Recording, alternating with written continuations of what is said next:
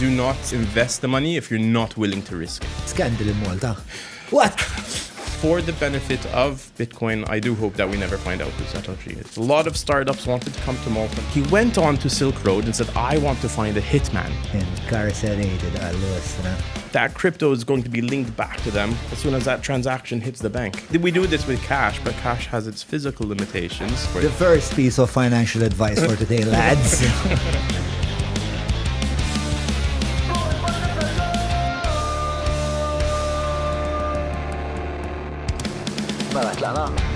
Mela guys, illum ħanitkellmu fuq Bitcoin, crypto, blockchain. Għandi miegħi il-Joshua Ellul. Joshua huwa ħabib antik fil-verità. Bħalma ħadd indunaw, Joshua jitkellem bl-Ingliż għax qatta biċċa kbira ħafna minn ħajtu barra minn Malta. Naħseb li ġu Malta l-ewwel darba ta' 12 sena mill-Kanada, ma mbagħad reġgħet il-Malti tiegħu insomma mux tajjeb. U għal-daqstant id-deċidejna li dan il-podcast għax huwa importanti li jisir ħanamluħ bl-Inglis. Joshua huwa Associate Professor ġewwa l-Università ta' Malta fil-Computer Science, pero għandu affinità kbira għal dawn is-suġġetti li qed ngħidu għal-kripto, għal-Bitcoin, għal-blockchain. Perswas li jkun podcast interessanti u informattiv ħafna. Inħoss li huwa suġġett illi Malta ma tantx isiru konverżazzjonijiet dwaru, però madwar id-dinja din il-konverżazzjoni dejjem qed tikber. Qabel ma nibda, nixtieq nirringrazzja il-numru ta' kumpaniji li tuna daqqatit biex iwasslukom dawn l-affarijiet, dawn huma l-Alberta, grazzi l-Garmin, ISS, il-Pat Artisanal, nirringrazzja l-Browns, il-Maple, il-Melita, il-bibtana tad-Defender, wellbees.mt. Nirringrazzja wkoll il-Business Labs, minnajr dawn il-kumpanji, insomma, ħna xejn minn dan li nagħmlu huwa fattibbli għal daqstant jekk tistgħu tużaw is-servizzi u l-prodotti ta' dawn in-nies jekk intom tixtiequ tappoġġjaw il-podcast inħeġġitkom ħafna. Fakarkom ukoll biex tmorru fuq il-paġna tal-Każin fejn bejwetur darba fix-xahar qegħdin nippubblikaw flimkien ma' Times dibattiti li aħna ħossuma importanti u pertinenti għal pajjiż u aħna qed nagħmlu l-biċċa tagħna biex ikunu dibattiti vera rriċerkati u l-mistoqsijiet kollha li hemm bżonn nsaqsuhom. Ningrazzjaw ukoll il-Patreons ovvjament li intom parti minn din l-istorja daqskemm jiena jien. Mela patreon.com/ġomalija jekk tixtiequ tkunu parti mill-komunità tagħna. U issa ara nibdew jien u Joshua Ellul. Mela Josh. Issa ħanaqbdu topic li huwa partikolarment jista' jkun intimidanti huwa vast u nixtieq li naqbduh bil-mod ħankellem fuq il-crypto, il-blockchain, però xtaqt nibda bil-Bitcoin. U xtaqt nibda bil-Bitcoin għax forsi hija l-iktar kelma jew kunċett li n-nies l-udjenza forsi tkun familjari magħha. Ta' sekwit nismgħu biex li din hija moneta diġitali, ġili tisplodi fil-valur, ġili jaqa l-valur.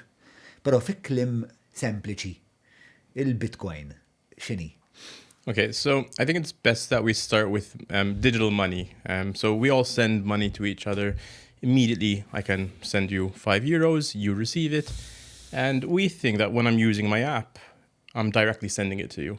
But really what's happening is that there's a bank receiving this message, checking that I have the funds, and checking that they want to allow for me to send you my funds. Now, what Bitcoin proposed was a digital system like this, but the difference is that there's no bank in the middle that is saying yes, no. I mean, the system checks that you have funds, but once you initiate that transaction, it's going to be sent to you. So the idea is peer-to-peer cash, digital cash. And that's what we haven't had before. That's the big idea behind Bitcoin. Why is it such a big idea? So we weren't able to create systems like this since the beginning of computing. We always needed a centralized controller.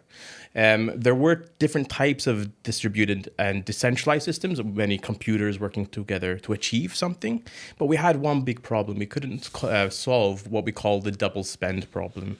And what Bitcoin did, it provided a solution to solve that problem. It's the first time we could achieve digital cash without having a type of bank or a single company in charge of the system. Okay, so two questions arise from that. So one is, why do we want banks out the way?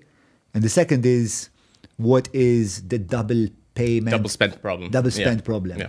So I guess let's start with the double spent problem, and then we'll kind of dig deeper into why do you want the banks out the way. Right. Okay. So the double spend problem is in a particular system, any type of system, even in the real world. If I come up to you and let's say I have my last €5 and I spend my last physical €5 at you, it's impossible that I take that same €5 and spend it somewhere else at the same time because it's physical. In a digital system, though, I could have two different systems at the very same time trying to send my last unit of currency. And that is a double spend problem. In our traditional system, the banks solve it because they're the ones saying yes, no for each incoming transaction.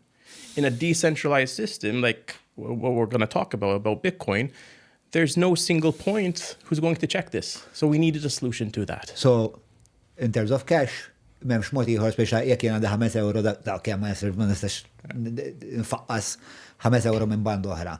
Fil-każ ta' meta jkun hemm il-bank bħala li qed iġonġi transazzjoni bejnietna, il-bank jivverifika jekk jien għandix fondi jew le. Fil-każ ta' decentralized system il-problema kienet jiġri għalhekk fallew daw għax fil-fatt bdejt nirriċerka kien hemm ħafna li pruvaw qabel u e-cash u e-gold u B u hash cash. Daw fallew minħabba din il-problema ta' double spend problem. That's right. Double spend problem. Okay. All right, so dik hija mela il-Bitcoin eventualment irnexxilu jisolvija dik. Indeed. Mela. Għajdli kif solvija?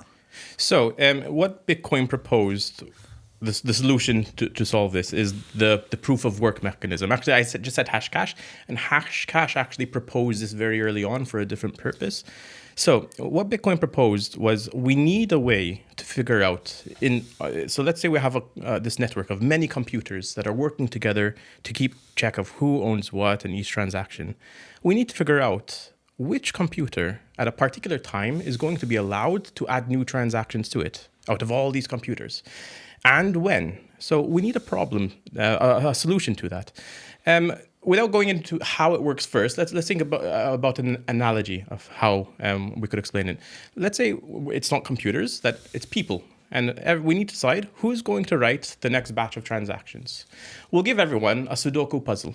And everyone tries to fill in the Sudoku puzzle. The first person that fills it in raises his solution, and everyone quickly verifies it and says, that's correct. That's correct. Everyone agrees it's correct. So we agree that this person that found the solution can add the transactions into this long ledger. So the solution needs to be something that is very hard to solve. It takes time to solve, but very quickly for us to verify. Now, obviously, we don't use people and we don't use Sudoku. We have computers that are trying to solve this mathematical problem that is very hard. It takes a lot of computational energy to solve and time. There's no way to cheat it. You just have to take time to eventually find a solution. And once you find a solution, you send it out to everyone. And all the other computers are checking that solution. Is it correct? It's correct. Accept it. Okay. And once you've solved that, you've sent it out to everyone, and then what do you get in return for solving that? Exactly. Because this is taking a lot of computational power, a lot of energy, a lot of money. So somehow we need to incentivize people to do this, because otherwise no one would do it. So in the case of Bitcoin, which is the first crypto that proposed this mechanism, they're rewarded with Bitcoin. So currently they're rewarded with 6.125 Bitcoin, or I think it may have gone down to 3. I forgot where we are in the halving. But it's called the mining subsidy, if you want to look it up, Gary, so get the exact number. Or the block reward, or the Bitcoin block reward. So they're rewarded with Bitcoin, which currently is valued at somewhere between 50 to 60,000 euros. And it's 3 to 6 Bitcoin. I can't remember.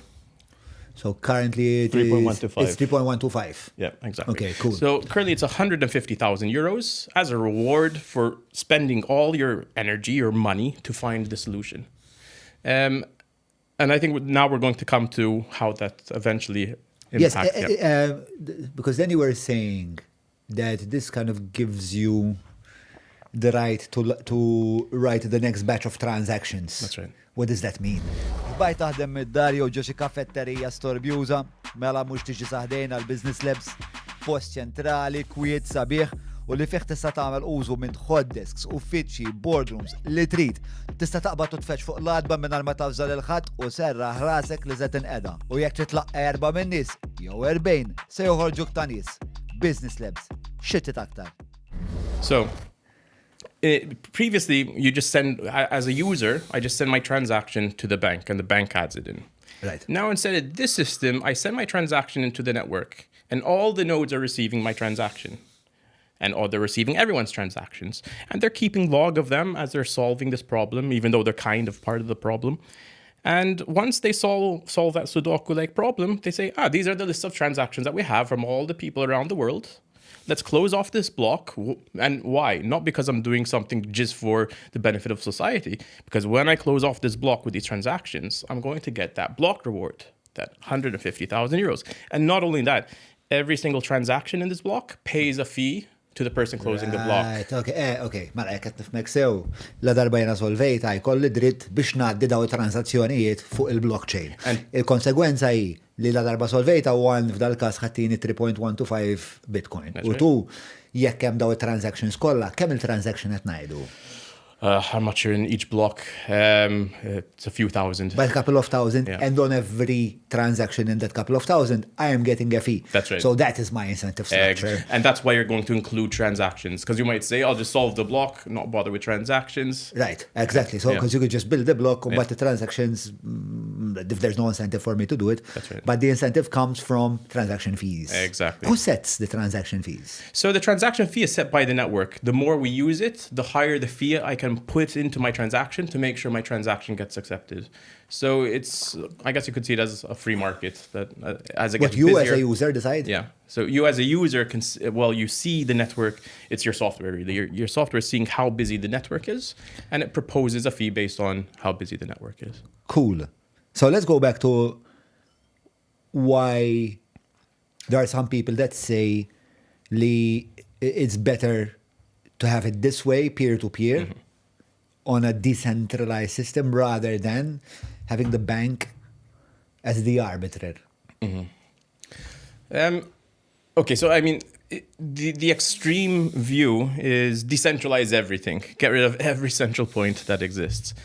And that's not necessarily the view that's taken by all people in this space. And I think that's often why there's disagreements by the traditional world and this world, because everyone looks at it from the far ends of the spectrum.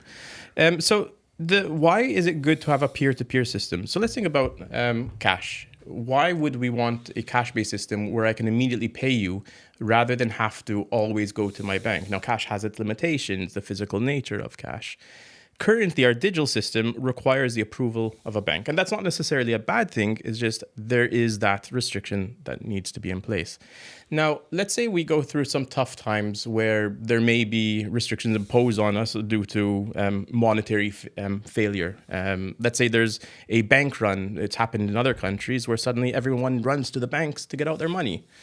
That central point of control of access to your funds and the ability to send your funds, suddenly you may not be able to use your own funds. So this is the idea. Now you have self-sovereign ownership of your funds and no one can take that away from you. Now, whether that's a good thing or a bad thing, I think it's a good thing. Perhaps we don't have to think about completely decentralizing everyone out of the equation. Right. So you view it as, personally, your thoughts are that cash is good for some things, banks are good for some things, or situations, and in the case of cryptocurrencies, it's good for in other situations where, for example, you can't get a transaction from here to somewhere else because of banking restrictions, or as there's a bank run, or there's some sort of limitations from the banking structures, which should then kind of be mitigated or could then be mitigated by peer-to-peer transactions. This is mainly the idea. And on that point, actually, it's much cheaper to transfer crypto, especially larger amounts of crypto, than it is typically to use a bank transaction. So we're talking a number of cents to send large amounts of funds with immediate transfer of those funds. So we can start to weigh out where it makes sense to use crypto and where it makes sense to use bank transactions. And on that point, we should also highlight that if I send a transaction in crypto to the wrong address, bye-bye. Those funds are gone. You're not getting them back.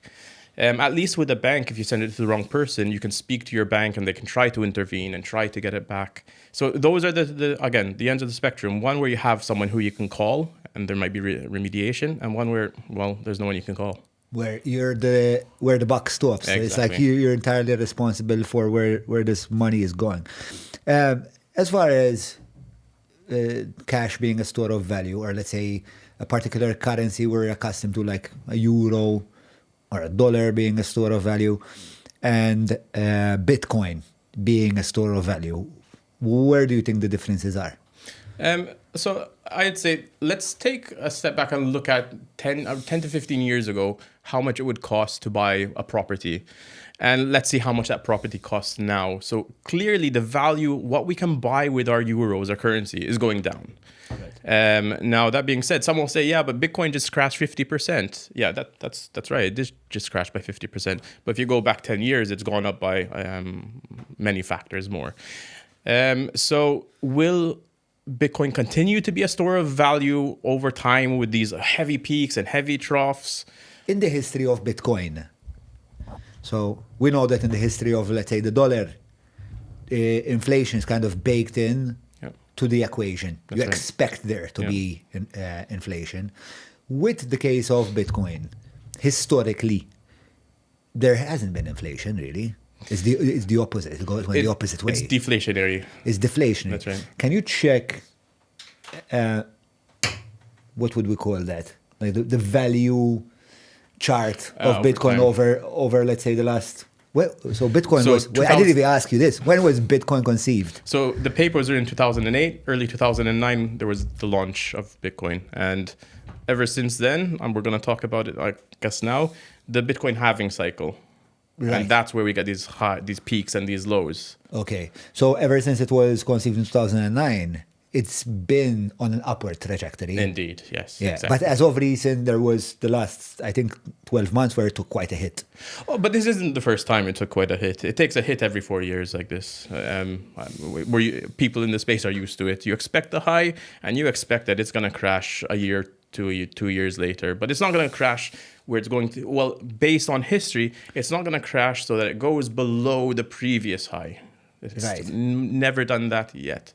Okay, so we'll get to kind of where we are currently. But first, I would like to kind of investigate a bit more how we got here. Yeah. So, yes, as we were checking, or as, you know, the data shows, since it's been conceived, it's been on an upward trajectory. And as you said, over the last 12, 18 months, there's been, you know, troughs, I guess they're called those, yeah, right? Exactly. Okay. But very interestingly, what I'm seeing there is that for the first 10 years, nothing really happened. If you look at 2014, when that happened, it looked like that. It looked like 2026. To the average investor? No, just the graph looked like that, because that peak compared to what there is down there was so high. Oh, so if we had to magnify into 2014, there'd be like a sudden spike? That's right. Okay. And it's just the fluctuations are getting bigger and bigger? To be honest, the latest peak was a bit underwhelming. Even though it's pretty decent, we expected it to go much higher based on the previous peaks. We'll see where it goes from there. Do you know why the peak wasn't as high as it usually was? No. I mean, frankly, no. There's a million things it could be. We always talk about what it's done in the past, and there's the rainbow chart where you can sort of see the bands of where it should be. We expect it to act similarly, but we have no idea why it didn't go as high. And that could be geopolitics, macro. It could be that. It could be paper money. Let's get into all of that soon.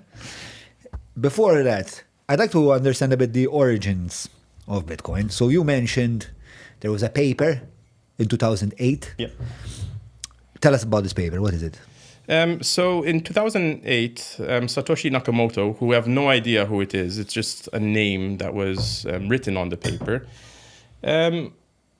He released this paper after discussing the idea with a few people. And in this paper, he proposed this new digital currency system, a digital cash peer-to-peer system. which was Bitcoin. And then a few months later, I believe it was just after the new year, if I remember correctly. And it was also just after the 2007 crash. Like this was, it's not clear if that's the reason why it came out, but in the very first block of data of Bitcoin, there's a message sort of saying, traditional banking world, there's this new system now. And in that first block, it was the headline of some newspaper that said the Bank of England sort of is failing. So it was a clear message to the world that the traditional system, there may be a new type of digital monetary system that is coming.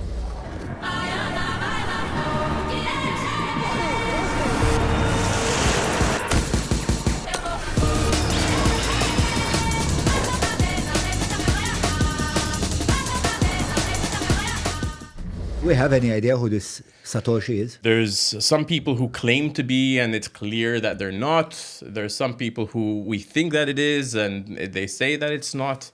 There's some rumors that say it's intelligence agencies, that it's multiple people together. Like there's all sorts of... Which one do you think is the most likely? There's several candidates. I mean, there's Adam Back, who's in Blockstream. He's actually living in Malta now. He could be one of the candidates. Why? So he writes in British English. Satoshi Nakamoto's paper was written in British English. Someone also, I think it was John McAfee, who also said that he used double spacings after full stops, and so you can find it in both papers. So that could be why. I know the other reason. Wait. There's many people that write in British English, and there's many people that do double spacing in front of full stops. The other reason is that Adam Back's paper, where he proposed the proof of work sort of hashcash system, was cited by Satoshi Nakamoto, and that was the glue that brought everything together. Right. Okay. So he had already been known in the space exactly to have come up with some theories that were... Well, a technique that was proposed, if I remember correctly, it was proposed to stop spam online using a similar mechanism. And Satoshi had this citation to his paper on quite a critical piece of the puzzle. And there was also exchanges between Satoshi and another guy, Halving. Halving's, I believe, some people say that he's been that his body's now been frozen because he had some disease, and they're waiting until the time that he can be reawakened. Yeah, I actually came across that story as I was preparing. Obviously, I knew it was going to be an entirely like a tangent that we might not need, but I couldn't help myself. So this guy, he had ALS. Yeah. He was the first guy to receive 10 Bitcoin from Satoshi. Yeah, exactly. Halving. Yeah. And regretfully, he passed away. But as soon as he passed away, they sent him to the Alcor cryogenic lab. And, he was like a perennial optimist.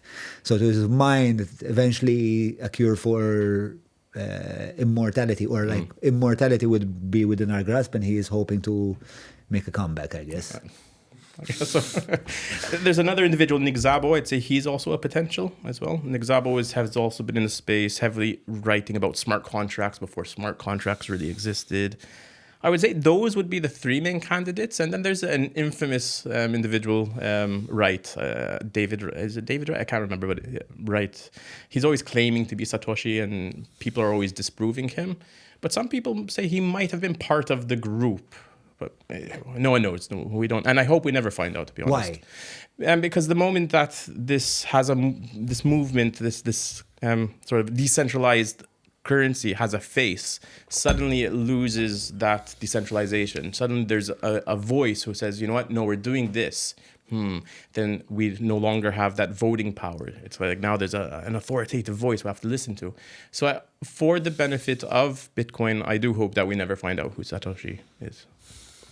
Right.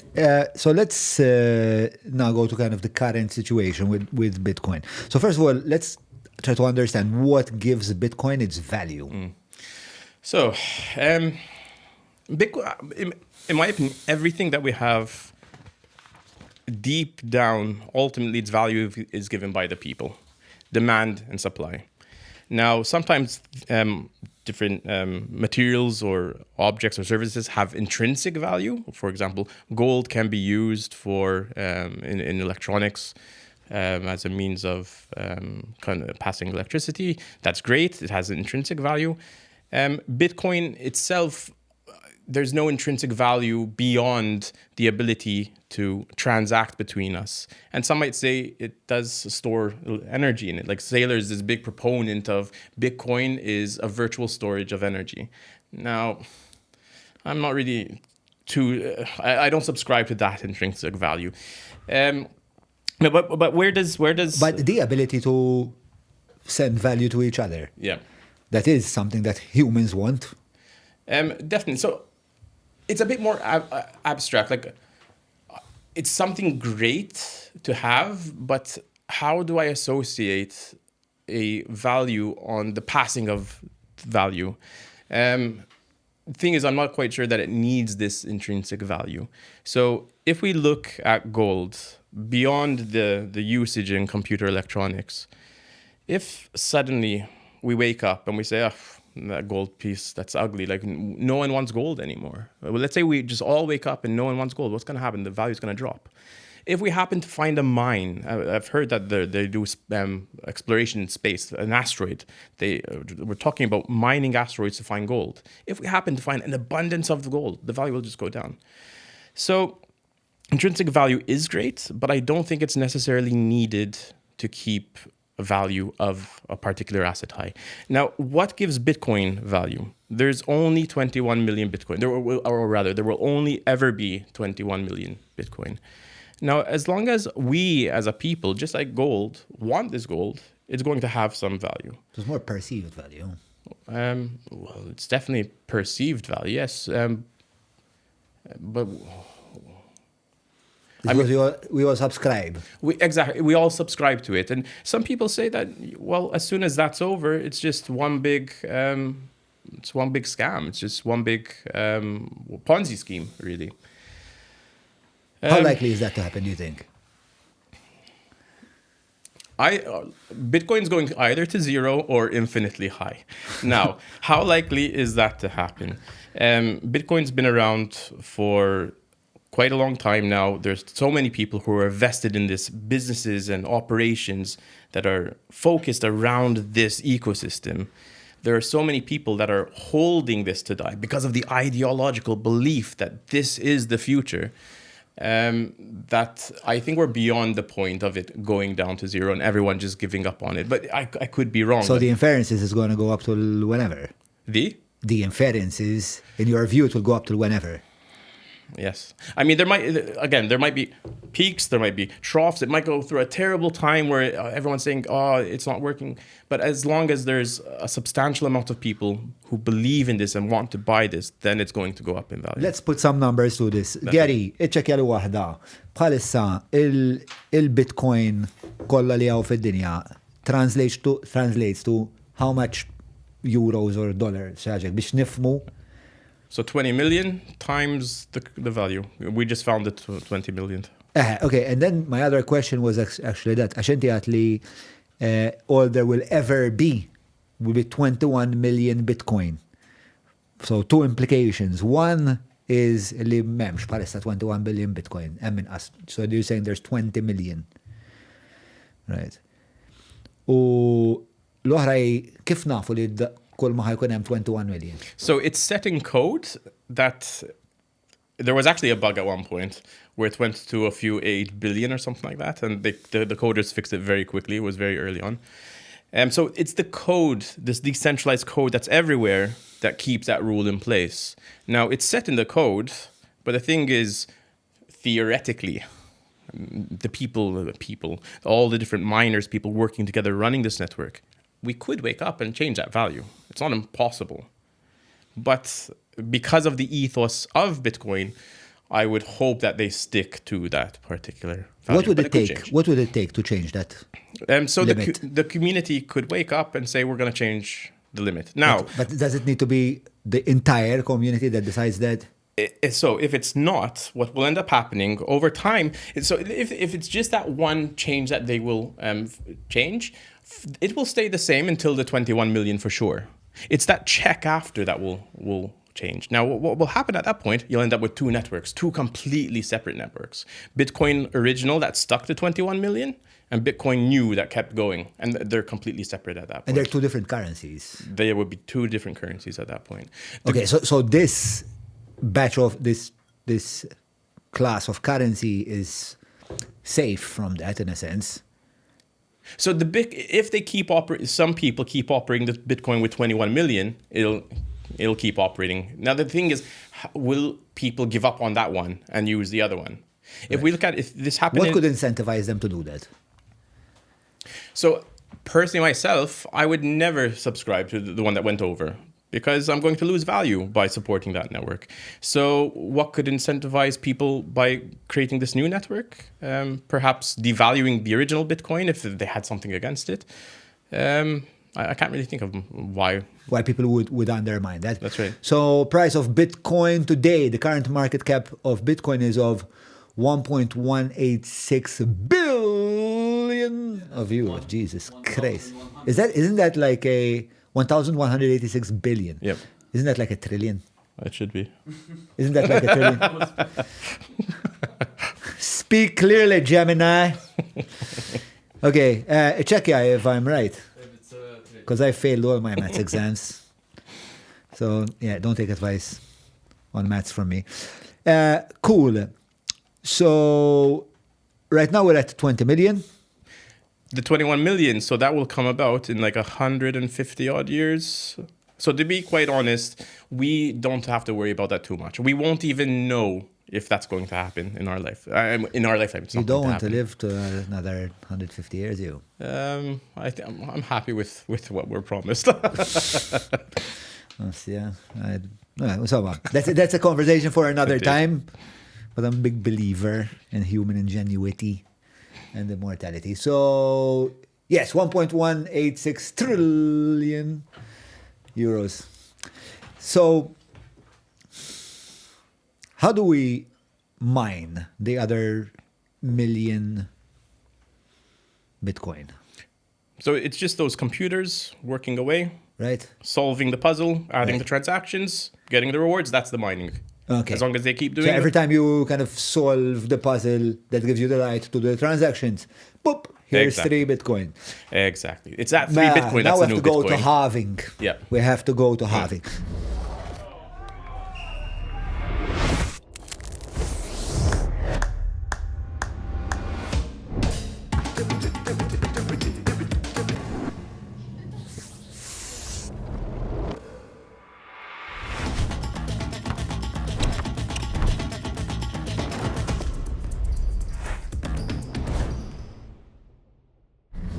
If I remember correctly, you said that this emerging of 3 Bitcoins right now happens every 10 minutes. Exactly. Roughly, give or take. Exactly. Which means that, that's quite a fast frequency. Yeah. But over time, this keeps getting halved. Every 4 years, exactly. That reward keeps getting halved. So explain halving a second. So, in 2009, when Bitcoin was launched, the reward was much higher. I mean, there's been how many halvings? I think there's been 4 halvings since. Let's talk about a few years ago. The reward was 6 Bitcoin, 6.25. Now, one reason why this was wanted in the network was exactly because it needed to be deflationary.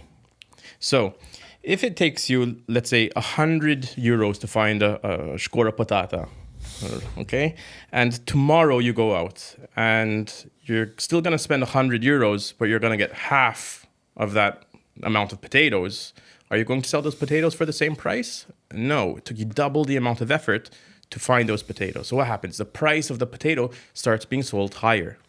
Now, in the case of Bitcoin, it's exactly the same thing. We used to find Bitcoin before this halving for 6 Bitcoin, and the halving came, and inside the code at a particular time, it's set that suddenly that reward will now be 3 Bitcoin. So no one changed anything physically. No, there was no intervention. The next miner that found the next block was given 3 Bitcoin. But that miner said, but I'm spending what I used to spend. Let's say I'm spending 600,000 euros of currency to find now 3 Bitcoin instead of 6. I need to sell my Bitcoin higher. Now, on the open market, the free market, people are still probably you're selling it on the old price, whatever the old price was. And it takes some time until the free market figures out, oh no, there's no Bitcoin left. And the miners are saying, well, you can buy it from us at this new price. Cool. All right. That is kind of the mechanism that they're using in order to safeguard against inflation. Exactly. But for the miners, it's dangerous as well. It's very dangerous. In fact, a number of miners end up going bust because they don't survive. So they'll be spending so much money to find Bitcoin, they won't be able to sell it, and they end up going bust. And the Bitcoin cycle, so this halving is what gives us those peaks, because then we go through this hype cycle of, oh wow, Bitcoin going up, and then it goes beyond what it let's say its true value, whatever that true value is, because of hype. And then suddenly it crashes back down, and it's like it's balancing to find its true value in between. I forgot what was I going to say. Yeah, no, I think we can safely now digress. Yeah. Towards where we are now, which is there are these historical cycles. Yep. Where at the point of halving, subsequent to which the price shoots up and then it balances out. Yeah. Earlier we were saying that this time around, the last halving was a year and a half, 2 years ago. I think it was April 2024. Yeah. Last halving is April 2024. Yeah, April Yeah. 2024, right. And while there was a small peak, it wasn't an overwhelming, or rather it was underwhelming. That's right. The peak. Yeah. And now the trough seems to be dipping for longer. Is that a fair assessment, you would say? I wouldn't say. I would say where the trough is roughly where we would expect the trough to be. It's more that the peak was underwhelming. So if we look at you see the peak. Actually, it's the trough where we are now, it's still higher than the previous peak. Dik tal-lum, Yeah, Gary. All right. roughly there. So that where we are now is still much higher than the previous peak before, that one in the middle. Right. And that's kind of the rule of thumb that people keep saying, that Bitcoin, its price never goes below the previous peak. So we would hope that it stays around there. If it goes much lower... So the previous peak is exactly on 2024, we're saying? So the peak... No, not that peak. That's kind of part of the same bull run. Right. That was actually... Yeah, exactly, over there. So actually that peak that you just mentioned, that happened before the halving. And this is where we're starting to see the market change a bit. People started to anticipate a halving's coming. So let's invest in Bitcoin. So before, people weren't anticipating that. Right. So people started to buy, which drove up the price. Exactly. And I think that's also when Trump came into power as well. And I don't know why there was... Yeah, because Trump was proposing that they're going to heavily turn America into a crypto first place. And that, because 2024, he was elected November 2024. And he came in January. And so you're saying that bull run over there is in January 2025? It looks like it. Exactly. It's something to do with people expecting the halving, and also Trump, if I remember correctly. Before it. No. So over there. Before. So. Yep, over there, exactly. Yeah, January to February. So that's pre-Trump, because Trump is... Am I wrong in saying Trump was November 2020? The election. But he came in January. So Trump assumed office on January 20, 2025. Oh. So the following year, right? Exactly. Okay. So that means that first bull run fej qiegħed hemmhekk aktar qudiem chief. Ħarira hekk, boop, hemmhekk. So yeah, that's June 21st. Okay. So the halving came, well, kind of like in the middle over there. That's right. Because people were expecting the halving. So the expectation and people buying it in en masse drove the price up. So it's like the bull run just was over a longer period of time. It seems like almost. It seems like it. Okay, but now there's the drop. And like if you go to YouTube, like people are like, it's over for Bitcoin, it's the end. But you're not sure. Well, people have been saying that it's over at the end of every single cycle, right? Bitcoin is dead every 4 years. Every 4 years it dies, at least. Where it is right now is where I would expect it to be. In terms of value? In terms of in terms of value. Where it was in the bull run, I expected it to go much higher. And that's because there's other issues at stake now, or at play rather. Which are institutional money. So now the big players can buy a lot and sell a lot. Now, why would they do that? Dump on the market. The market's buying at a high price, and then the price will drop because they're dumping. And then they buy back in at a lower price. And if we panic as the retail investor, we're just buying high and selling low. And then there's also some rumors. Is this a new thing, though, that institutions are buying into Bitcoin? It's rather new. I would say it's probably within the last 4 years is when it would really start to be a thing. And when you say massive institutions, we're talking about the Michael Saylors of the world? No. So even though, yes, he's massive, like he's, I guess, one of the biggest proponents of this. I'm saying people like BlackRock, who you'd never expect to adopt cryptocurrency. In fact... What is BlackRock? BlackRock is one of the biggest financial institutions out there. Just in general? In everything, yeah, okay. Exactly. And Larry Fink, he had even said he's the CEO of BlackRock. He was heavily against it. He said, this is ridiculous, this is a scam, and now he's adopted it. So even though lately it seems like they may be selling. So do we know how much Bitcoin these organizations have? We can check. Check how much Bitcoin they hold. So the fact that institutions are, well, changing their tune, really. Because first they're saying this is a scam. Exactly. Now they're buying in. Exactly. It's going to change the behavior of the value. That's right. Right. And then you have people like Michael Saylor. We're just hold for life, hold on forever. In fact, Michael Saylor, I think he said that he's going to accumulate Bitcoin, and this is his own personal Bitcoin. He's never going to give it up. He's going to take it literally to the grave with him and not let it go out anywhere. So that just means that there's going to be less Bitcoin on the market, so less supply. So hopefully. But he's not going to put it in his inheritance? I think he claimed not. I think I know when you think about it, it's a bit of a waste. It's like you have value out there. Maybe you could help.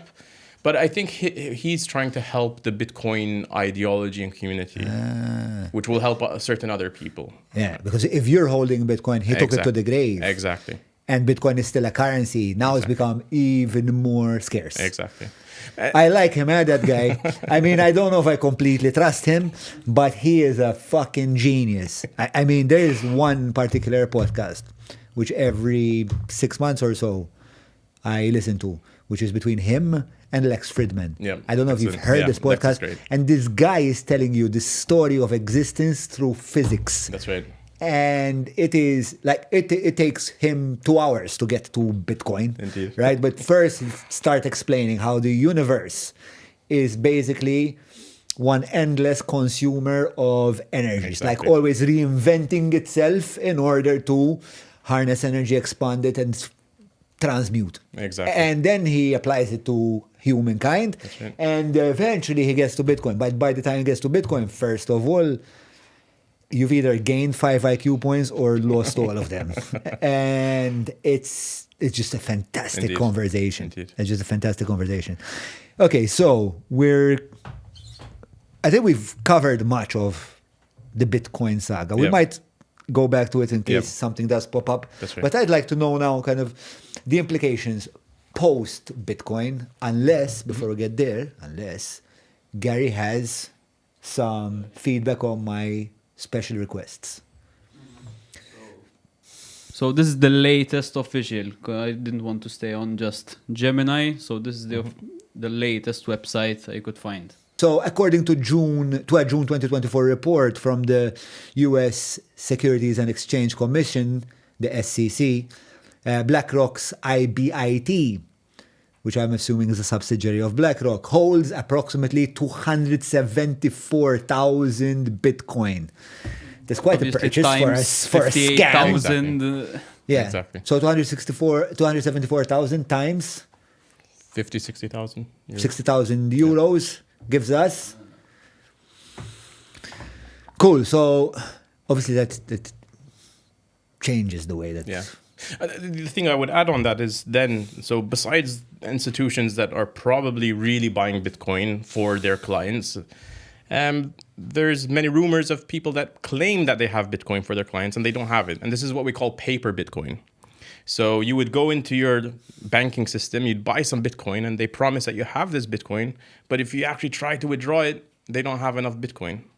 So that could be another reason why we haven't seen this peak, just because there's so much fake Bitcoin out there. Now, if we realize if people try to withdraw their Bitcoin, there'll be a Bitcoin run on these institutions. And then suddenly we'll see, if this is true, we'll see what that true value of Bitcoin How should have been. likely is that to be true? With scams, I would say it's 100% likely to be true, because there's so many people who are getting scammed to buying fake Bitcoin on a platform, and all types of different scams. Where they send money to a platform, they see the value on their computer, but there's actually nothing there. So I would say it's 100% true. I don't know to what extent. If people wanted to buy Bitcoin, what's like the safest way to do it?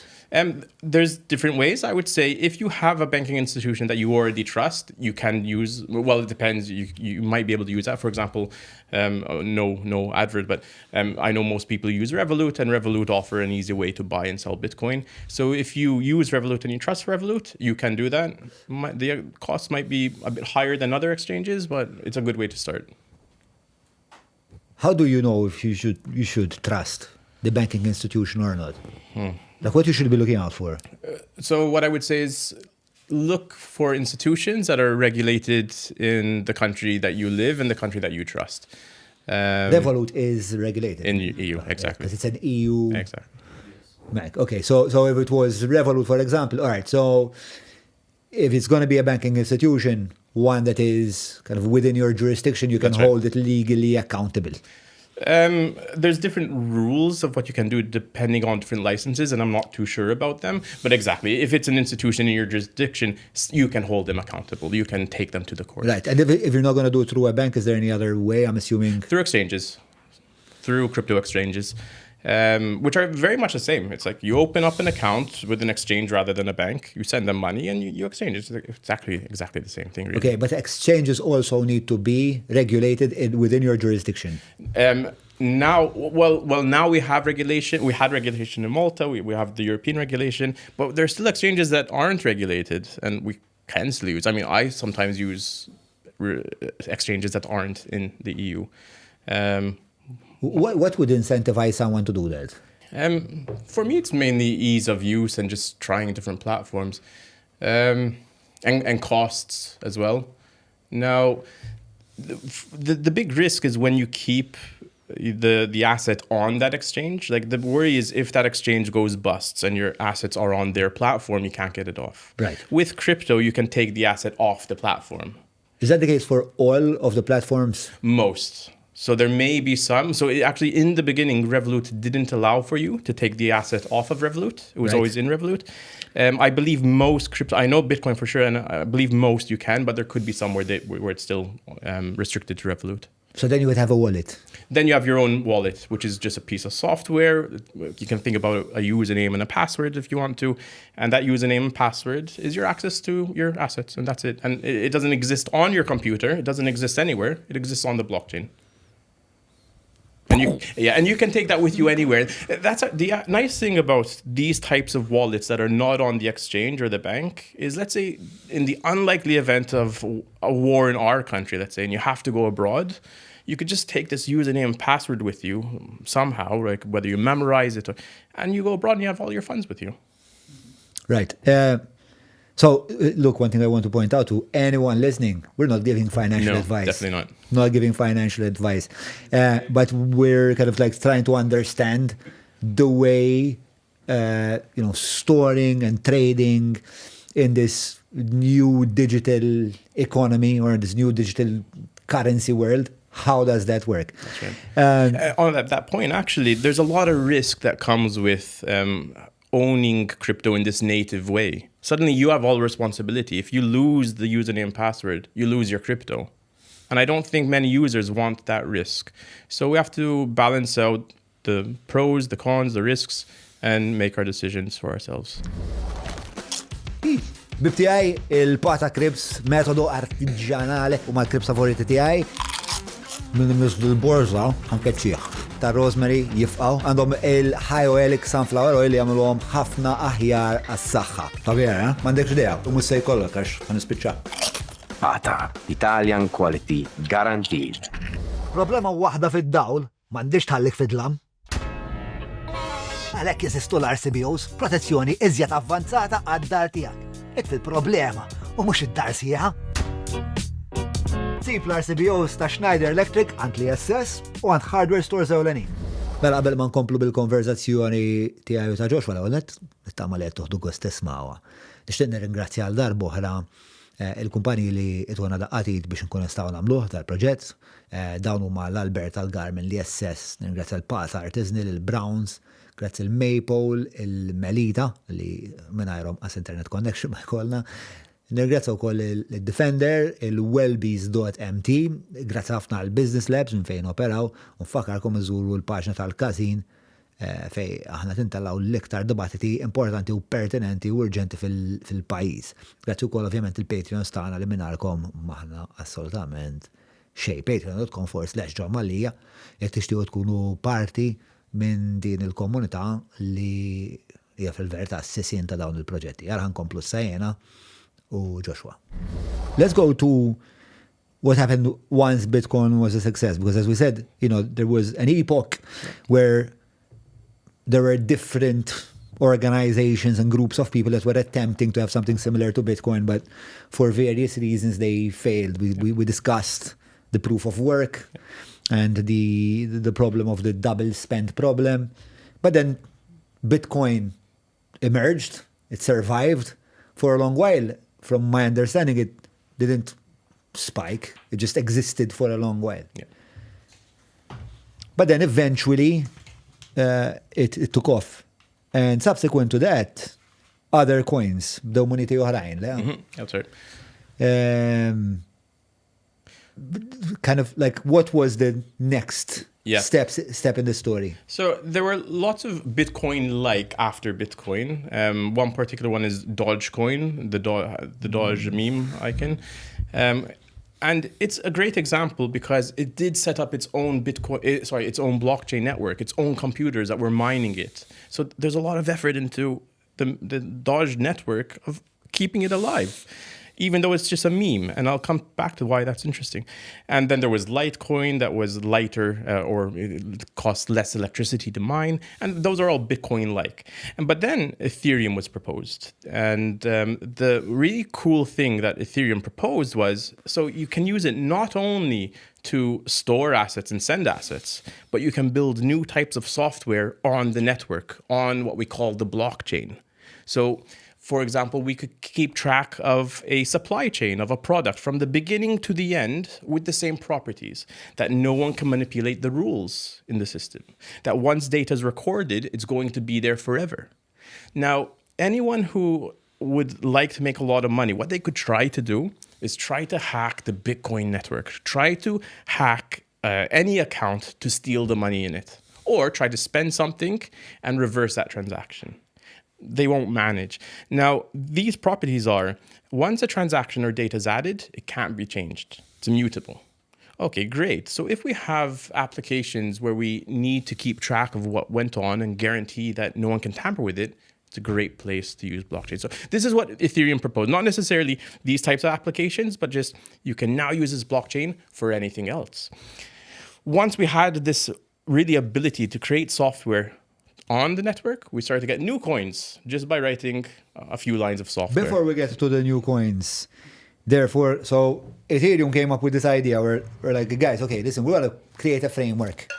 And this framework, which is our blockchain, you can, first of all, you can use it for any other services where you want data that is there forever. That's right. But when it comes to the cryptocurrency part of it, how does that plug into this concept? So at the base level, the Ethereum network also has Ether, which is its what we call the native implementation of that network. So like Bitcoin supports, the Bitcoin network supports Bitcoin, the Ethereum network natively supports Ether.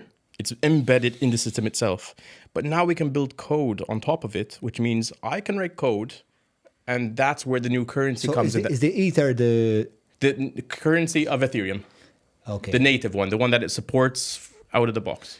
Okay, and it is the currency that emerges every time you make a transaction, Exactly. It's like in the same way that it emerges in Bitcoin. Spot on. But there might be like some other variables that are a bit different. Yeah. However, every time you provide a service to that blockchain, right. it pays you in Ether. Exactly, spot on. Right. Okay, so it had, well, at that layer or at that level, it's the same as Bitcoin, but with the added value of, guys, you can put your own stuff on here. Exactly. And you can build your own crypto onto this blockchain. Without having to create your own blockchain. That was the first cryptocurrency blockchain service to provide this. As far as I remember, yes. Do we know who owns Ethereum? So no one owns it. There are some strong voices who we typically attribute to it. There were a number of different founders. So Vitalik Buterin, he's one of the strong voices in Ethereum. There's Charles Hoskinson, who moved on to other projects. But Gavin, there are a bunch of people involved in this. And no one really owns it. So a lot of the projects in the space want to keep the ethos that this shouldn't be owned by anyone. Right. So they create different entities that help contribute to it. So how do they benefit out of it? So in the very beginning of the project, particularly Ethereum, there was a raise of funds. So they said, we have this great idea, give us money and we'll create it. So there was the initial investment to help them create it. In the long term then, they're creating all sorts of projects built on this ecosystem that they may somehow get paid for. But besides that, the ecosystem also typically has a treasury. And people involved, the community, the governance structures of this network, you can put in a proposal and say, I want to build this, can you pay me? And the governance of the network will decide, yes, we'll pay you, no, we won't pay you. So the idea is to democratize, decentralize these sort of developments and efforts. Obviously, once that became a possible thing to do, to build your own tokens, that exploded. And from my research, I found that after Bitcoin, there was no less than 50 million coins that paid it onto the internet. 99% of them, by the way, are either defunct or they're what are called zombie coins, which means like they haven't transacted in a very long time. And it's really only about 18,000 of them that are considered to be active. To be honest, I think 50 million sounds a bit low. I mean, in 2017, there was an explosion of coins on Ethereum. But moving forward now in this sort of meme token era, there are tokens being generated every single second, particularly on the Solana blockchain. You can go to, there's different sites. They're typically used for pump and dumps, so I don't recommend investing in them. But pump.fun, you can literally just go into pump.fun, create a coin, it's launched immediately, and you can tell all your friends to buy it and try to pump it up. But typically, someone's pulling out the rug underneath everyone and taking all. Okay, explain a pump and dump. So a pump and dump is an illegal activity where you create something and you try to create hype around this particular token or investment, whatever it is, and you pump it by investing your own funds into it, hoping you're going to create enough hype where other people put their funds on top. And as everyone's putting in funds, the value of your initial investment is going up. So you let it pump up high and then you just pull out all of your investment and the value goes down. And then if there's nothing to this token, there's no reason to keep your funds in there. Even though some people... The Haktua girl had done this. Exactly. I remember now. Yes. And she disappeared. She claimed, I believe, that it was her developers, that she wasn't aware that it was going to be a pump and dump. And she used these developers who used her name and then just pulled that underneath. Judging by what she's famous for, I kind of believe her. You ever watch CoffeeZilla? No. You ever watch CoffeeZilla? Ah! Okay. So CoffeeZilla is a guy who kind of like does investigations in this space. Not necessarily crypto, but crypto, like he went after Logan Paul at one point. And he had pursued... remember there were this group of entrepreneurs that were like stuck in a penthouse, I think playing World of Warcraft and having orgies, and they had like some financial institution that was like a complete scam, and Kofitilla kept going on these Twitter calls with him. SBF. Was it? Was it SBF? FTX. FTX, that's the one. Yeah, Crypto, FTX. yeah. So this Kofitilla guy does really cool investigations. And one of them is into this FTX the institution / sex cult. And he goes on these, on Twitter they have, on X, they have these calls with their investors. And like he will go on the call and just grill the fuck out of this guy. And eventually that's how he got caught, because of this guy. Oh, wow. Yeah. So we had like the surge. Are there any Maltese coins? There must be. I think there was one in the media, if I remember correctly. But my memory's terrible. There were definitely coins that were launched in Malta, yes, but no particular ones come to mind. So just so we're clear, or people understand what we're discussing and get maybe a clearer picture. So Bitcoin għandha madwar 60% tas-suq, 58 fil-verità, and Ethereum, which is the second, has 10% of the market. So essentially, is it like a first mover advantage issue? So it was definitely a first mover advantage, and it may be now an only mover advantage. So Ethereum was similar to Bitcoin, except for this applications you can build on it. But Bitcoin is different because it's the only one that is so big and uses proof of work, the energy concept. Most of the other blockchains now do not use the proof of work mechanism. They use something else. And we typically say that proof of work is more decentralized than proof of stake, though there's debate over that. But I think it's interesting to note, on Ethereum, you can build all these tokens very easily. And there was one token that was really interesting, the useless Ethereum token, where someone said, just send me your money. This token has no use except for the fact that you can own it and you can send it to someone else. And in his site, he also said, I would like to buy a large LCD screen TV with this. I think he managed, because I think he raised 30 odd K or 40K. And how crazy the internet. And also the beauty of the internet as well. Yeah. I have a perverse fascination with Wall Street bets. Yes. You know these guys? Yes, exactly. Tagħhom Wall Street bets. Dan huma maniacs li jitlu fuq jagħmlu l-bets fuq Wall Street. The most ludicrous bets you'll ever hear in your life. Jitilfu ħafna flus u jgħadu jibatu l-screenshots ta' kemm tilfu flus. And they like hold till the end.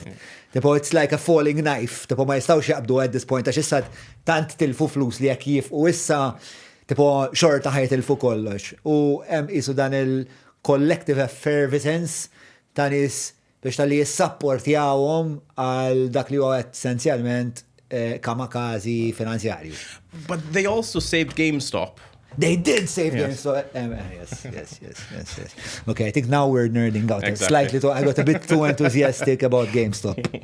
Look, if someone, again, not financial advice at all. In fact, if someone was thinking about, look, I want to buy crypto. How should they be thinking about it? Mux how they do it, jekkux bil-revolut jew ħaġa jew oħra. X'inhu ma l-affarijiet li taħseb fuqhom? So first of all, I would say, do not invest the money if you're not willing to risk it. If you're not willing to completely lose it. Right. And the reason is, as soon as the price drops by 50%, if you're scared you're going to lose it, you're going to pull it out, you're going to panic, and then you've lost 50% of your value. Where if Bitcoin keeps doing what it did, it peaks, it goes down, you have to have sort of the stomach to take those troughs. So, yeah, I know this is very cliche, but don't invest money that you're not losing to risk, first and foremost. Then I guess you have to figure out what you want to invest in. And in this world of crypto, Bitcoin is the safest. And that's my opinion. I think it's many people's opinions. But because it's also the safest, you probably won't see the 1,000x, the 2,000 times your investment overnight. there are some cryptos where you can make 1,000, 2,000, whatever, 1,000x, but the risk is heavily high. The chances are that they won't make it. They'll go bust. Okay, and so I think that's mainly what I would think. No, that's actually terrible. I would also add on, like, no, I agree with what I said, but I can't end there. If you're going to invest in a project, make sure you look into what does it do and try to understand what it does. Right. And with tools like AI, it's much easier nowadays to digest this. So with tools like ChatGPT and the like. So what does it do? Does it seem to have some beneficial purpose? And then if there is a team behind it, and usually there is a team, someone has to do some development, check into the team. Do they seem like credible people? Do they have some reputation behind it? If it screams scam or there's something that's off, don't invest in it. And I can say this firsthand. Why? Because once I woke up at 3 a.m, and this was sort of my more degenerative period where I was interested in taking higher risks. And I saw this particular one on my phone. I'm like, this seems interesting. Seems like they have a lot of hype. Seems like they're going to push it. It screams scam all over it, but I'm like, yeah, who knows? Yeah, I sent my money in immediately. I'm like, oh man, money just gone. Like, yeah, I should have known better. So I think once every few years I go through this sort of repeat on a degen mode. Besides that, all good decisions are made at 3 a.m. What else was screaming scam for you?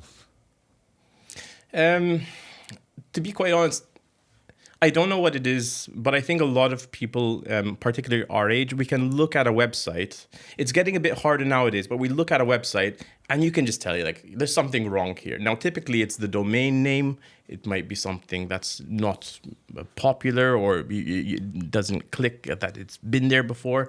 It might be the design, it might be the text.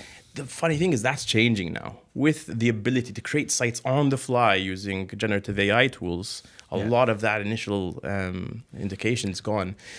For people who are not as tech savvy, especially the elderly, that sort of filter of this is screaming scam, that's not been there for them for a long time.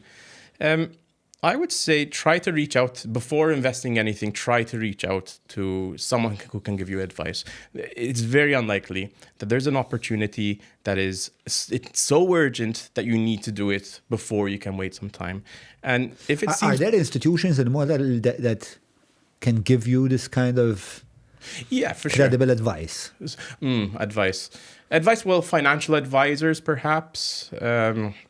Does the government provide something of this kind? More than advice, we have the regulatory framework. So you can look towards entities that are regulated. So if you go to a regulated exchange, right, then they should have certain processes in place to vet out certain dodgy activity. That doesn't mean that they will not necessarily add onto the platform a coin or a token that was genuine and it loses its value. It just means that there's certain safeguards in place. But I would say there's no investment that, if it seems too good to be true, chances are it's too good to be true. Don't rush into any investment.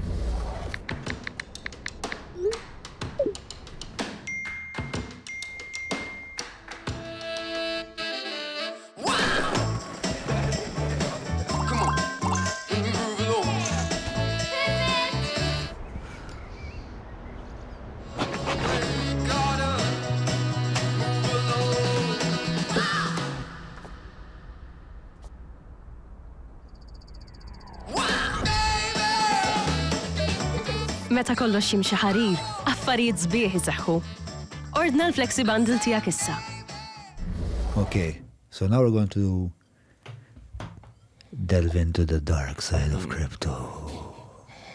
The Silk Road. Silk Road, indeed. That gave Bitcoin a lot of prominence, actually. Yeah. So Silk Road did kind of two things for Bitcoin. One was that, this can actually be used. Yes. That's right. By hardcore criminals. So you kind of had this, very particular equilibrium of like, okay, proof of concept. However, what are your thoughts about the Silk Road? Let's start there. So it's such an interesting story. If we have a bit of time, We can go have through it, yeah? we have all the time in the world. Shall we start with the story? Go for it. Yeah, okay. sure. So Silk Road, what they promised, what it was an internet site where you could buy illicit, victimless products. So it typically meant drugs. You couldn't buy weapons in the beginning. That's how it started. And over time, they were generating loads of funds for themselves, for the Bitcoin network. Bitcoin was being used left, right, and center. Specifically for this, and then suddenly Bitcoin is in the news. Oh, Bitcoin, it's this currency for criminals. And when you think about it, if that was the main use of it, of course it's going to be labeled as a currency for criminals, because it just exploded in terms of the main use of, I guess, Bitcoin back then. So what happened back then was some intelligence agency, I don't know if it was FBI, one of those agencies, they wanted to find out who's running this site. It's illegal. So they went on to the site and they started tracing the IPs of the servers. Okay. Now, they found the server eventually, and they couldn't trace the laptop of who was using that server. So the whole problem happened. He revealed his IP because attackers started to attack the server, and he installed Google CAPTCHA. You know that thing on Google where you suddenly, when you go to Google CAPTCHA, your IP is recorded to their. So they had the server IP, and I remember they finally managed to catch him when he was logging in at the library somewhere because they managed to trace IPs. But the interesting bit was. Someone ratted out on him. His administrator ratted out on him. And he himself then, he went on to Silk Road and said, I want to find a hitman. So he's... and that's where the intelligence agency came in. I think they said, okay, we will be your hitman. Right.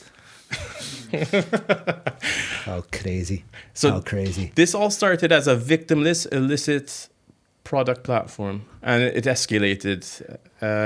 It's unfortunate that he went down that path. I think he was freed, Ross Ulbricht. I think because there was a big movement to free him as well. Was Ross Ulbricht? That guy, Ross Ulbricht, there, was he? Can't you just say in jail for Christ's sake? Incarcerated, Al-Lusra. So, no, he's no longer incarcerated after serving nearly 12 years of his double life plus 40-year sentence. Ulbricht was granted a full and unconditional pardon by Donald Trump on January 21st, 2025. Following the announcement, he was released from federal prison in Arizona. There's a great movie about this. It's a good movie. Yeah. What's the movie? Is it called Silk Road? I think so. It's a movie or a documentary? Movie. Really? Yeah. Okay, need to watch. All right, find out what the movie's name is, who directed it, and what platform we can find it on. Right, so the Silk Road kind of like put Bitcoin on the map. Put Bitcoin on the map. Yeah. Right, and also didn't give it like a great name. No. A great name. Cool. So the film is called Silk Road. On Apple TV. Yeah, IMDb is saying it's a 6 on 10, and Rotten Tomatoes are saying 50%. Beauty is in the eye of the beholder. Oh. So. Yeah. All right, cool. So, after, like, does it still carry the stigma? Less and less. So, to be honest, it's been there probably up until 3-4 years ago. Everyone you speak to would say this is an illicit currency. It's used only for illegal activity. If you look at the amount, and I don't know what it is, we can look it up, the amount of usage of Bitcoin and most cryptocurrencies for illicit activity, it's negligible compared to what the traditional system is used for illicit activity. And the interesting thing about Bitcoin cryptos is that their transactions are completely traceable. Now, very often in the media, you see criminal organization uses crypto. Yeah. It's probably more like criminal organization caught because they were using crypto. because that transaction link is going to be there forever. The moment they interact with the real world, they go buy a car from a car dealer, that crypto is going to be linked back to them as soon as that transaction hits the bank. So if someone is interested in that sort of activity, don't use crypto. Crypto's not great for it. The first piece of financial advice for today, lads. That being said, there's what we call privacy coins that can still hide that trace. Right. Zcash, Monero, a few others.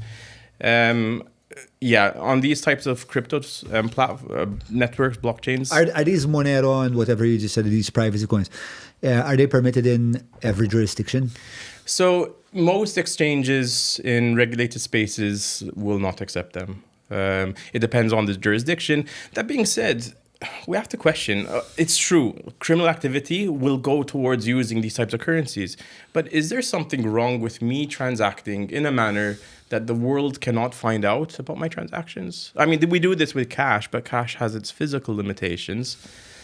Is it an issue when it comes to digital transactions? Because the issue that is typically cited is suddenly with digital transactions, you can move large amounts, not just a small amount of cash.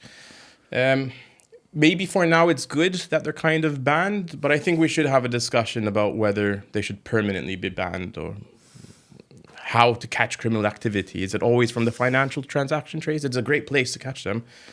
Yeah, follow the money. Exactly. Yeah, it's a difficult equilibrium because, in my nature, I wouldn't want anyone to know how I'm using my money. It's That's right. no one's business.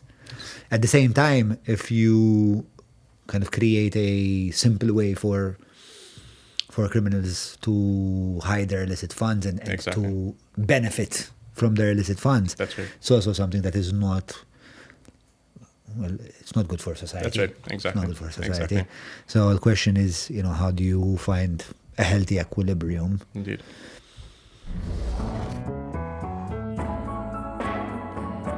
Take care and nourish your body with pure, ethical, organic vitamins and supplements. Browns, empowering wellness by prioritizing your health. I mean, look, in other spheres, you have checks and balances. So like let's say in other spheres, if the government decides it wants to tap your phone, for example, it needs to go to, I think it needs to go through a magistrate, the Minister of Justice, and I think the Prime Minister. I think there has to be, there's a balance between, executive and administrative, and then there has to be kind of, and the judiciary, I think, as well, that take a decision, okay, look, we have very, very good reason to do this.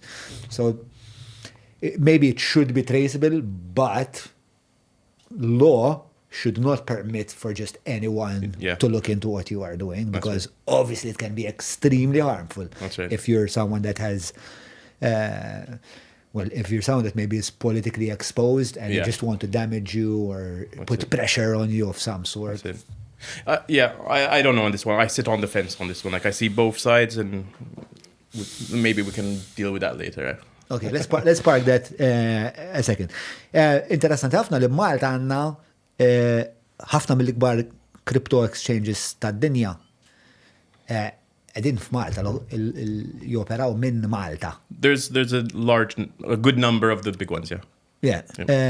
How did we wind up with this? I would call it a healthy. Yeah. Well, for sure, for the crypto exchange world, it's a healthy environment. Yeah. How did that come about? It was around 2018, I believe. The government said it was going to, I'm not sure who said it, but the government said, we're going to become a blockchain sort of state. We want blockchain and that ecosystem to come to Malta. And that's kind of where the whole blockchain island narrative came about. I don't know who came up with it. But the idea was that these exchanges who can take your money in and just run with your money, or say they have Bitcoin and don't have Bitcoin, or any other person or entity with, let's say, bad intent to run an exchange. Yeah. It was kind of like a Wild West, just kind of do what you want. But we need to provide protection to our people. Just like when we have licensing for banks, we provide certain due diligence on banks. So the idea back then was, let's create a regulatory framework for these institutions to operate in Malta. So that was the idea that the government had. And Malta created the virtual financial assets framework. And it was quite onerous. There were a lot of money was needed to get a license. There was then also that. Were you a part of this, the creation of the VFA? So VFA, I didn't have much input into. I more had input into advising on the Digital Innovation Authority Act and the ITAS, the Innovative Technology Arrangement and Services Act, which was more about taking care of providing assurances on the technology that's used in these systems. And then the VFA was eventually handed to the MFSA, and that law is more about the financial due diligence that's required.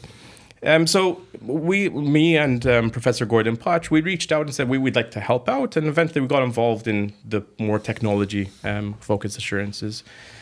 Now, a lot of these companies, they needed a home to operate from. A lot of these companies wanted that stamp of approval. They want to tell people that, yes, we're not just a dodgy company, that you can trust us with your money.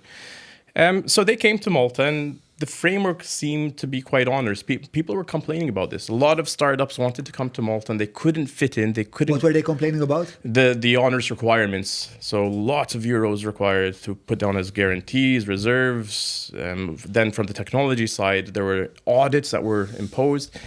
And people were complaining, both the entities, but also, let's say, probably media, I guess, were saying that it's a failure, that companies are leaving. But thinking about it, this is a new space in an area that there's a lot of criminal, well, not a lot, but there could potentially be criminal activity with players who we have no idea who they are, and in a space where we don't know really where it's going.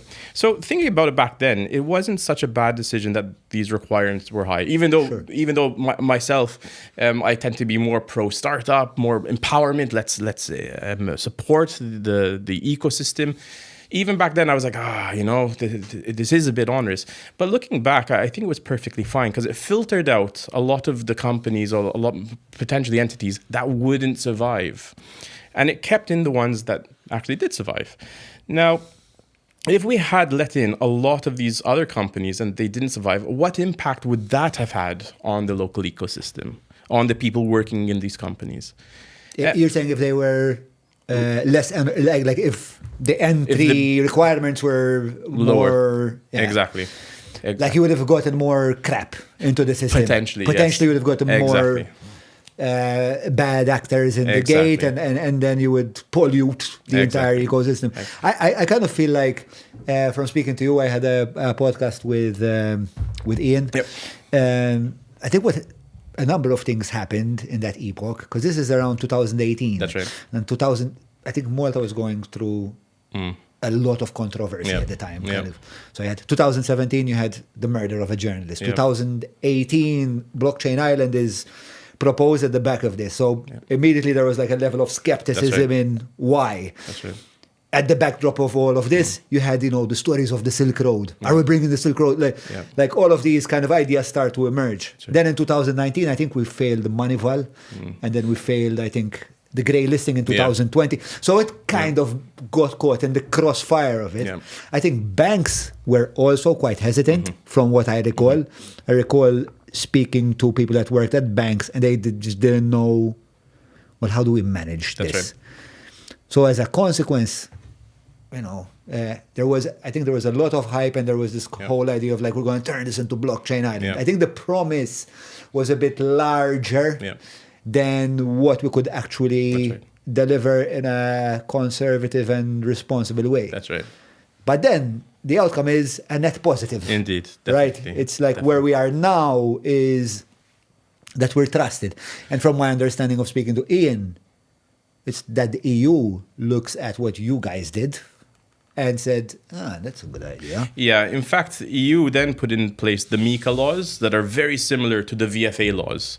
And Malta was ready to offer MiCA licenses very early on. I think they were the first ones. It took other countries months to catch up, if not more. So we kept the companies that were here, but also newer companies were saying, let's go to Malta. They have the experience, they have the know-how, they're ready to set up. And also with the MiCA laws coming in place, the honors requirements were also lowered. And it makes sense. 3-4 years have passed since then. Crypto was no longer the sort of baby that it was in 2018. So in hindsight, I think, yes, net positive, definitely. Għadem opportunitajiet oħrajn għal-Malta, meta niġu għal dan l-ispazju tal-Crypto. So I still think that there's room for Malta to attract much more of what it's attracting, the centralized operators. When it comes to, we also have like some grassroots projects and infrastructure maintainers and network operators. I think Malta still needs some grassroots high-tech R&D development in the blockchain and crypto space. Let's start talking about creating protocols in Malta, creating the more decentralized high-tech stuff rather than just the service provision. I think we could go down that route.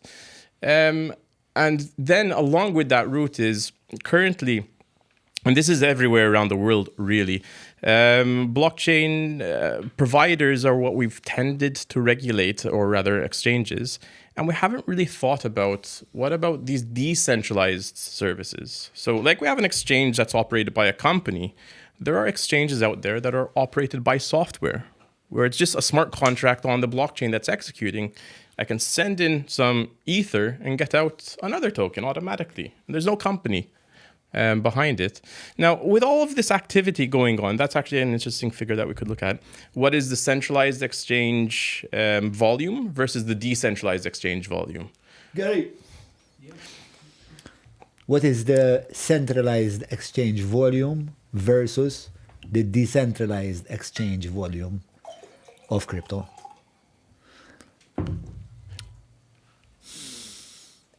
And your thesis is that there is a whole big market when it comes to the decentralized exchange market. That's right. Now, can we bring some of that into Malta? Now, that could but be... what's the incentive for them to come into Malta? So the incentive for them to go anywhere is the ability to have a legal entity now where they can interact with the real world. So when they want to buy insurance, when they want, let's say, directors insurance, even though they don't have directors, any interaction they have with the real world wants a company. The real world wants a counterparty. For these types of decentralized organizations to own anything, they have no legal rights to own because they are not an entity. So they want this ability to be a legal entity like any other entity. Now, some people argue they should just fit into the existing structures, become a company, become an association. When you look at what they are and how they operate versus the existing legal structures, they often don't fit very well. So in Malta... Wait, how does that play out? So these are types of entities where you can own tokens, I can own tokens, Gary can own tokens, we can all own tokens and partake in the governance, but then I can sell my tokens in a split second and suddenly this new person has my governance rights. Now, in the traditional world, there's processes that need to be followed to make this transfer. That's one particular problem, this immediate transfer of governance. So there's also, typically, you're not known as an individual. We're entities governing this protocol, and I'm not revealing who I am. That doesn't fit very well either with our traditional types of entities. So is there a way we can create a mechanism to allow for these decentralized, autonomous, potentially anonymous entities to operate in our organization? Now, we don't want anonymous people doing bad things, for sure, so we need to think about that. And Max Ganado particularly was working on this area of how can we support decentralized autonomous entities within a legal framework. America's looked into it, they've created some stuff.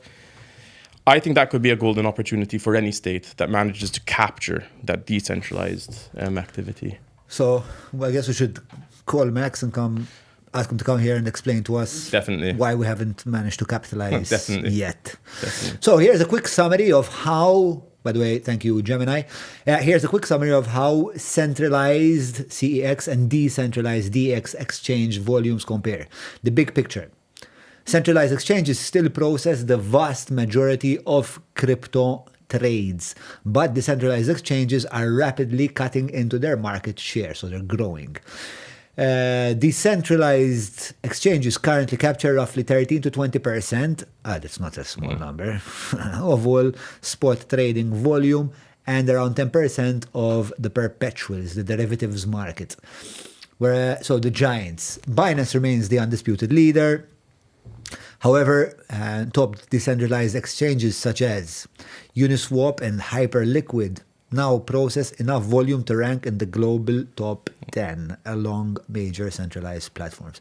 So yeah, a very significant market. So when it comes to crypto, that is how you see us as a country being able to take the next step. And it's not necessarily needed. I mean, we could just keep doing more of the same of what we're doing and just keep getting better at that. That's perfectly fine. But this could be the innovative step. Now, I'm not sure if Malta, as a member of the EU, is able to put this type of legal infrastructure in place. I'm not sure. I think that would be an excellent discussion. That's a Max question. Exactly. All right.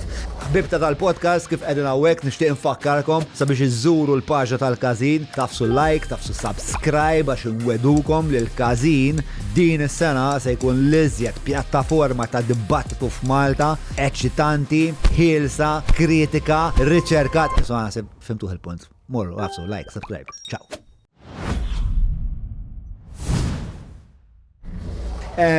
Now, I'd like to kind of zoom out a little more. Again, in the context of Malta, however, and discuss blockchain rather than crypto. Mm-hmm. So, when it comes to blockchain, are there uses for the blockchain that, particularly maybe in the public sector, could help us be more transparent, you know, as taxpayers have more clarity? That's right. You know, is there a way for us to exploit that technology? So I would start by saying there's already been 3 use cases, and I can't remember what they are, where the government has used them. I think one was in the Gozo food stamp of approval product. There's 2 others. I can't remember what they are. Then, so a more general level, and then I'll go back to specifics. Any application or any need for us to have transparency or guarantees on processes that are followed and guarantees that the process or data wasn't tampered with, blockchain's excellent for that. So, procurement. Could we have a system in place where as soon as your submission is entered, the whole submission is given a fingerprint, and this exists. In code, it's nothing more than a single line of code to create a digital fingerprint of your whole submission, and that digital fingerprint is stored on a blockchain forever at a particular date and time. So if, let's say, a particular submission, its bid is changed, its value is lowered because another submission came in, we would know. So that's an excellent use case. I think there was something in the media at some point about appointments for, not visas, for TCNs to get an appointment. I think there was some scandal where someone was selling appointments or something like that. Scandal in Malta. What? I think there was something along those lines. We could use a blockchain system to guarantee that that process is followed, that you can't skip people. I mean, even in the hospital, for example. So anything where there's a process, you can use a blockchain to guarantee that that process is followed in the digital world. So this is the caveat. If you're in the real world, you can always go around the blockchain. But in the digital world, you have that guarantee. Gozo Product Authentication, the Ministry for Gozo and MDIA, you are a chairman of the MDIA that's right, at the point. That's right. Introduced a system to digitally label products made in Gozo. These products receive a digital label during manufacturing, allowing consumers to scan a QR code to verify the item's authenticity. So this is AI, right? So that I don't think it's technically correct. I think the MDIA was involved in it, but I don't, like, as funding or the budget, I don't think that they're actually like part of the project, if I remember correctly. I brought this up just for the example. Yeah, exactly. No, exactly. Yeah. Yeah, education as well. Yeah, that's right. There was there was a company that provided the platform for educational certificates to go on a blockchain. And I think many institutions went onto it. I'm not sure if they still use it. The planning authority, that's really interesting. Well, that makes a lot of sense. When it comes to educational certification, given the massive influx of foreign workers that we have, Indeed. It's very important that we're able to verify their qualifications in the fastest, most efficient way. And you have to make sure you're thorough and correct. Indeed. So that's a really good use. Can you check after this part here if we still make use of that, because that's definitely a great use case. And planning authority, we're going to say. The education one's also interesting. Maybe it'll never happen to us in Malta, but other countries that had wars internally, suddenly they had no way to verify who is a doctor anymore, because their educational certificate registry was destroyed. So anyone can go out and say that they're a doctor. Or someone who worked so hard to become a doctor cannot prove that he's a doctor. Suddenly with a blockchain, if your data is connected to the blockchain, you have that proof forever, no matter if your education registry is destroyed. So amazing application. The planning authority also, I believe they use it for rental contracts, if I remember correctly, where... I don't remember correctly. I'll take that. But they are listed there. So blockchain is used to improve the security and transparency of sensitive documents held by the planning authority. Changes to documents are tracked and any tampering is flagged at the system. IP, so official documents such as patents and copyright are registered on a protected digital network to protect intellectual property. Really, whenever you see any media article saying something happened in a government entity where the process wasn't followed, you could say, we could have used blockchain to at least have checks and balances in place, at least for that. Now, you can still always go around the system, like not use the system. We can't stop that. But then I have to ask you the question as a journalist. I would ask, why didn't you use the system? Exactly. That's right. There is always that clear question that journalists can then default to. Right. So I would just like to do one little fact check that we were discussing earlier, where we were discussing what volume of transactions using crypto are actually classified as illicit. Yeah. I believe the number I saw was 1% or less. 1% or less. Cool. And compared to the traditional banking system. And Gary, kontet t-ċekjali jekk għadniex nużaw il-blockchain biex niverifikaw ċertifikati. So l-artikli li hemm fuq huma antiki, qed nipprova nidħol fuq dokument tal-education u I'll get back to you soon. All right, cool. Listen, bro, these are all the questions I had for you today. I really enjoyed it. I hope it helps, particularly the general public. Do you think it helps a bit? I had a fantastic time. I learned a lot. I think that people that followed, I think we structured it in a way that is digestible. Yeah. I definitely know a lot more about the crypto space and Bitcoin and the concept of it and the ideology of it and use cases and how we can use. No, of course we learned a lot. We're a great service to the nation, my friend. A great service to the nation. Did you enjoy it? Oh, it was excellent. All right. Fantastic. And I highly recommend Max to discuss the whole autonomous. Max, if you're watching. Okay, we'll give you a call. All right, so that's all from my end. Is there anything that we didn't cover that you think fits in this conversation? As such, no. I would just say, listen to all the cliche advice. Don't risk money that you're not willing to lose. If it seems too good to be true, it probably is. Speak to someone you trust before you're investing. I think that's the most important right now, especially with the large amount of scams. There's hundreds of thousands of euros being lost. I think it was 750,000 that were in Malta in the past few months from scams. So just be cautious. Very good. All right. Look, we're going to call it a night. Indeed. Catch you the next time. Narakom. Ciao.